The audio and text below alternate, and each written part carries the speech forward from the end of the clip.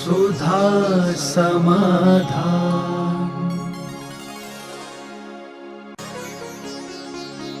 नमोस्तु गुरुदेव। क्या पूजा, दान, अभिषेक करना ही धर्म है? लेकिन एक द्रव्य दूसरे द्रव्य का कुछ नहीं करता है, तो फिर स्वाध्याय को परम तप क्यों कहा जाता है? स्वाध्याय को जो परम तप माना है, ये शास्त्रों को पढ़ने को नहीं कहा।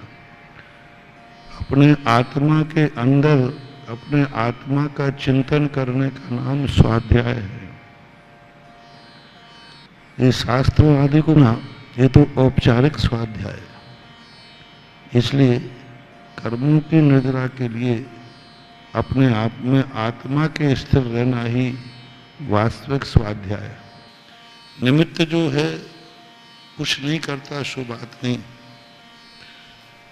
जो बाह्य स्वाध्याय है, तीर्थंकर कभी स्वाध्याय नहीं करते जन्म से, क्योंकि वो सावधानी पूर्वक रहते हैं, यत्नाचार पूर्वक रहते हैं। यही प्रश्न किसी जमाने में कुंद भगवान के सामने कहा था, कदम चढ़े कदम चिट्ठे कदमा से कदम सहे, कदम भुंजेज भाषेज एवं पावम न वज्जति। हे प्रभु, मैं किस प्रकार की चेष्टा करूं, किस प्रकार का भोजन करूं, किस प्रकार का उठे बैठूं, किस प्रकार का बोलूं, किस प्रकार से मुझे पाप का बंध नहीं होगा। पूज्यवर ने बहुत अच्छी एक छोटी सी गाथा में उत्तर दिया, यदम चरे यदम चिट्ठे यदमा से यदम से यदम भुंजेज भाषेज एवं पावम न वज्जति। हे मुमुक्षु, तो यत्नाचार पूर्वक बोल, यत्नाचार पूर्वक प्रवृत्ति करो, यत्नाचार पूर्वक शयन करो, यत्नाचार पूर्वक बोलो। इस विधि से पाप का बंध नहीं होता है। ये पूज्यवर कुंद भगवान के वाच हैं, इनकी कहने में ऐसा आया है। नमोस्तु गुरुदेव। डोली से सम्मेत शिखर जी की वंदना करने में क्या हमें पाप लगता है? आत्मा में लीन होने की जो बात कहते हैं लोग बात, वो कथन मात्र है। वस्तु स्थिति है हमें कसायों से छुटकारा पाना। जैसे कोई बाई चावल बीनती है, उससे पूछो भाई क्या कर रहे हो, बोले चावल बीन रही हो। तो वो चावल बीन रही है कि कंकड़ बीन रही है? हाथ में क्या है, लेकिन कहती क्या है? चावल बीन रही है। बस ऐसे ही कहा जाता है कि मैं आत्मा में लीन हो रहा हूं। आत्मा में कोई लीन नहीं होता। अपनी कसायों को मिटाने का नाम ही आत्मा में लीन होना है। राग द्वेष निर्वृत्त ही चरणम प्रतिपद्यते साधु। उनका चारित्र है क्या? राग द्वेष की निवृत्ति। आत्मा में लीन हुआ नहीं जाता। आत्मा का तो हमारा स्वभाव है, ज्ञान अपना स्वभाव है, उसमें क्या लीन होना। उसकी बाधक बनने वाली जो कसाय है, उस कसाय को हमें कम करना है, समाप्त करना है। मोक्ष हमें प्राप्त नहीं किया जाता, कर्मों का क्षय किया जाता है। पूज्यवर उमा स्वामी महाराज ने कहा, मोक्ष किसे कहते हैं? कोई परिभाषा नहीं बनेगा। कृष्ण कर्म विप्र मोक्षो मोक्षा। संपूर्ण कर्म, नौ कर्म और भाव कर्म से रहित हो जाने का नाम मोक्ष है। तो ये देखना चाहिए कि हम कसायों से रहित कितने हो पा रहे हैं। जितने हो पा रहे हैं उतने मोक्ष के निकट। डोली में बैठ करके यात्रा करना, ये मैं गलत समझता था पहले। लेकिन जब मैंने गिरनार की यात्रा की तो मेरे साथ कुछ घटित घटा। एक व्यक्ति डोली पे बैठ के जा रहे थे, बहुत थोड़े हैवी थे, 4 लोग उसको ले जा रहे थे। मैं लौट रहा था, डोली वाला सुस्ता रहा था। मैंने महानुभाव से कहा, अरे भाई, मरने के बाद लोग 4 लोगों पे जाते हैं, तुम जिंदा में जा रहे हो। और मैं बहुत थक चुका था, इतना थक गया था कि पैरों में ताकत नहीं रही थी। हमने जब मैं खाली अपने आप में वंदना करने गया, तब मुझे इतनी थकान हो रही, इन बेचारों का क्या होता होगा जो इतनी भजन लेके चल रहे। नहीं करते तो अच्छा था। डोली वालों ने मेरे पैर पकड़ लिए, बोले बापू, गुजरात में बापू बोलते महाराज, बापू हमने आपका क्या बिगाड़ा जो आप मेरे पेट में लात मार रहे? आपने हमारे बच्चे हैं, पत्नी हैं, आपने क्या ऐसा, क्यों आप भक्त को कह रहे हैं? अरे मैंने कहा भैया मैं तो तेरे ही पे दया कर रहा हूं। उन्होंने कहा नहीं, ये दया नहीं है, ये हमारा बहुत बड़ा विपरीत भाव है।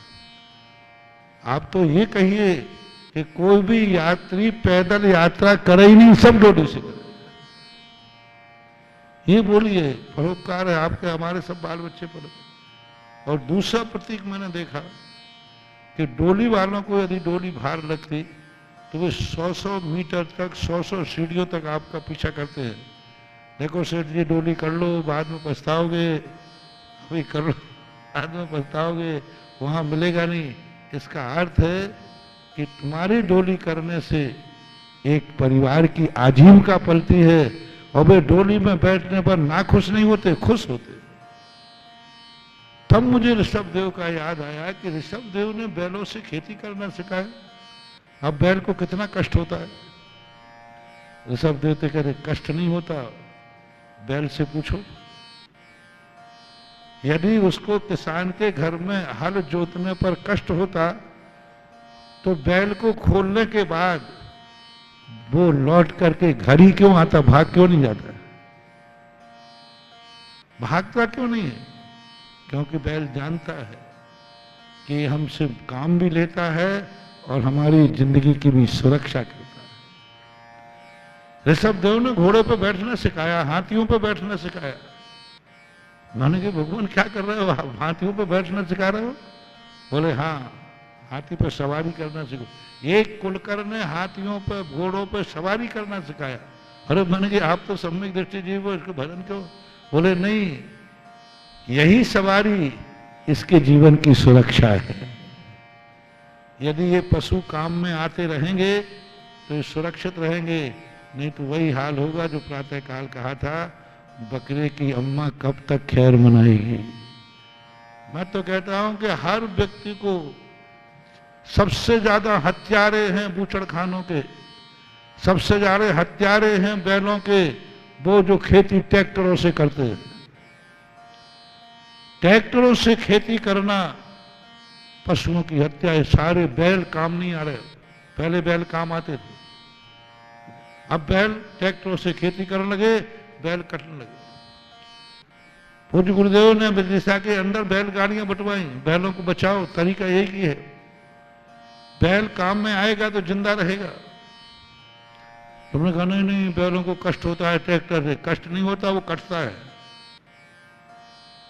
जो बैलों को किसान मारता है वो पिटाई ऐसे ही है जैसे बेटा कभी उद्दंडता करता है तो बाप भी तो मारता है। बाप बेटे को जोर से मारता है, डंडे भी मार देता है, लेकिन बाप कसाई तो नहीं। किसान जब बैल उद्दंडता करता है तो डंडे से मार देता है, वो कसाई नहीं है, वो पिता के समान।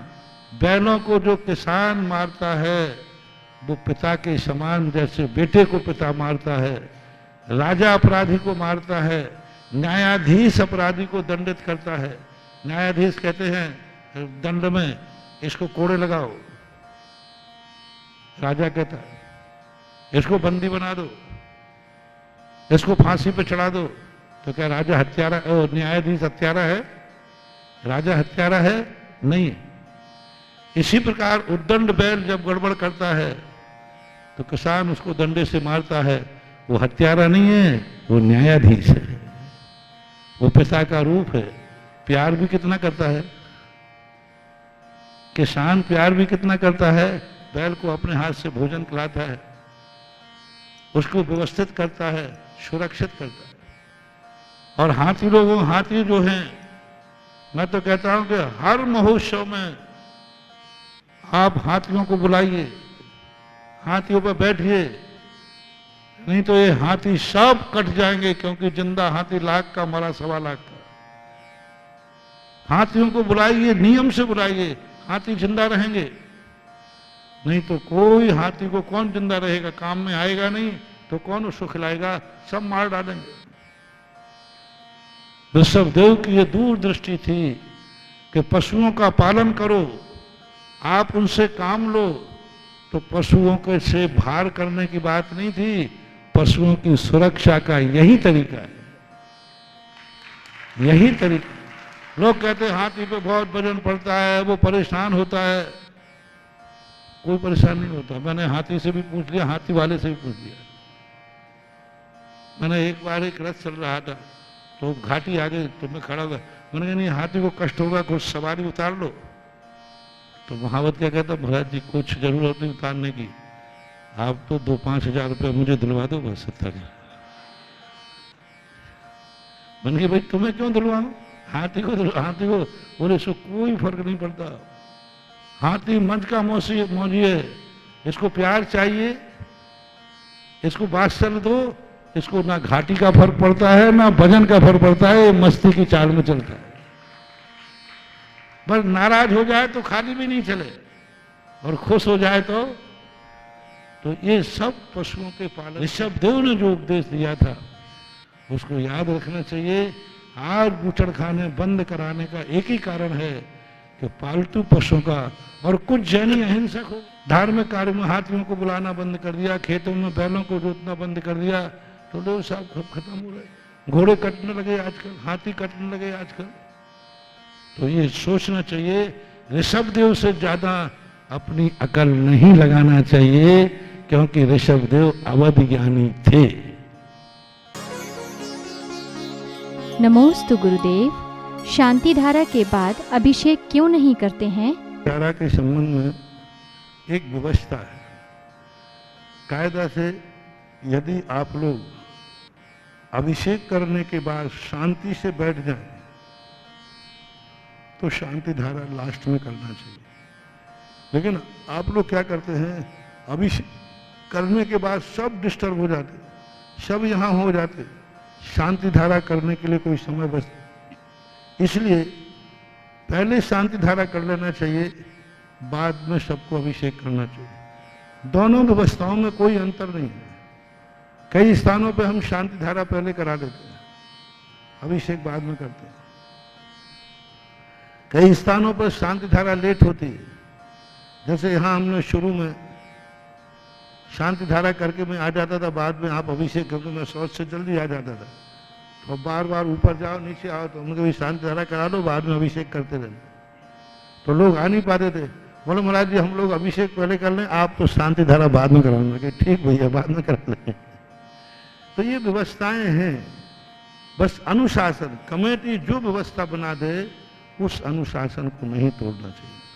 और अभिषेक जब समय नहीं करना चाहिए, एक निश्चित समय होना चाहिए, सामूहिक होना चाहिए। यदि व्यवस्था बनाई है कि शांति धारा पहले होगी, अभिषेक बाद में होगा, तो अभिषेक भी रेगुलर होना चाहिए। ऐसा नहीं कि भगवान रखें करते रहना चाहिए। और व्यवस्था ये बना दी है कि नहीं सब अभिषेक पहले कर लेंगे, शांति धारा बाद में करेंगे, तो फिर शांति धारा के बाद फिर अभिषेक नहीं होना चाहिए। ये व्यवस्था आपको पहले तय करना होगा कि आप पहले क्या करना चाहते हैं। मन माने नहीं कि कभी तो शांति धारा पहले कर लो, कभी अभिषेक पहले कर लो, ऐसा नहीं। एक व्यवस्था हो, समाज की व्यवस्था हो। और जबलपुर में तो हम सारी व्यवस्थाएं बना के आए हैं, वहाँ डिस्टर्ब होने का क्या सवाल आ गया। लगता है कोई एक आध गुंडा तो नहीं बीच में आ गया। हाँ कोई अराजक आ जाते, कई बार बीच में हो जाते। बाकी जबलपुर के तो हर मंदिर की इतनी अच्छी व्यवस्था बना के आए हैं। हमने खुद बैठ कर के 2-2, 3-3 दिन दे करके जबलपुर के मंदिरों में व्यवस्थाएं बनाई। एक 2-2 दिन खुद बैठकर सिखाया है, बच्चों जैसा सिखाया, पढ़ाया, उनको सब विधि बताई। तो सब हैं, वहाँ तो कुछ होना ही नहीं चाहिए। और ऐसी स्थिति बनी है तो एक व्यवस्था जो बनाई हुई थी, बनी हुई है, उस व्यवस्था को नहीं तोड़ना। और समाज बैठ करके एक साथ जो निर्णय करे, अभिषेक पहले करो या बाद में, इसका कोई फर्क नहीं पड़ता।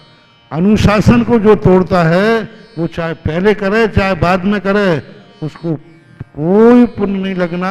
उसे भक्त बनने का पुण्य नहीं लगेगा, गुंडा बनने का पाप जरूर लगेगा।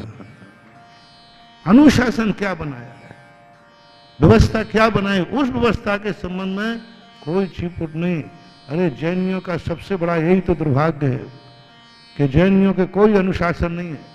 जिनको तुम हिंसक कहते हो, जिनको तुम क्रूर कहते हो, उनके यहाँ छुपुट नहीं होता। उनके धार्मिक स्तर पर सिर ढकना है तो ढकना है। अब उसमें कोई छुपुट नहीं करता।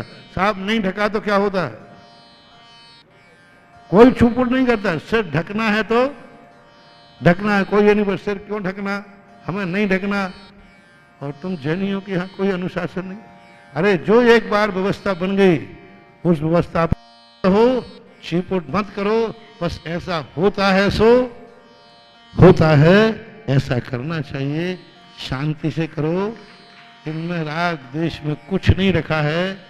धर्म तो थोड़ा कर रहे हो और राग द्वेष ज्यादा कर रहे हो। नहीं, शांति।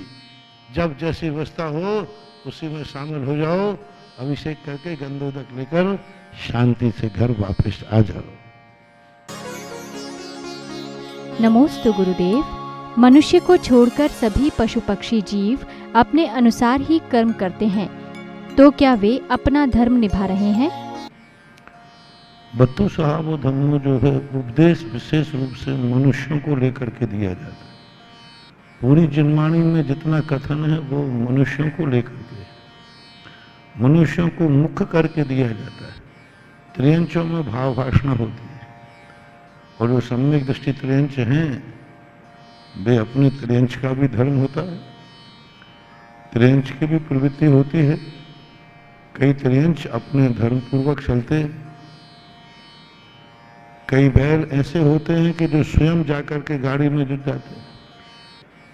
एक बार एक गजरत महोत्सव हो रहा था, लोग कुछ उसमें ज्यादा बैठ गए तो जो हाथियों के ऊपर जुआरी रखी हुई थी वो टूट गई। एक हाथी ने उस जुआरी को सूंड पर रोक लिया और कम से कम 20 से 25 मिनट तक उस जुआरी को हाथी सूंड से रोका रहा, नहीं तो सारे लोग गिर करके दब जाते। सारे लोग उतर गए तब उसने छोड़ा। तो पशुओं में भी विवेक होता है, वो भी समझते हैं। वाणी नहीं है, बाकी समझ तो उनमें भी होती है। सुधा समाधान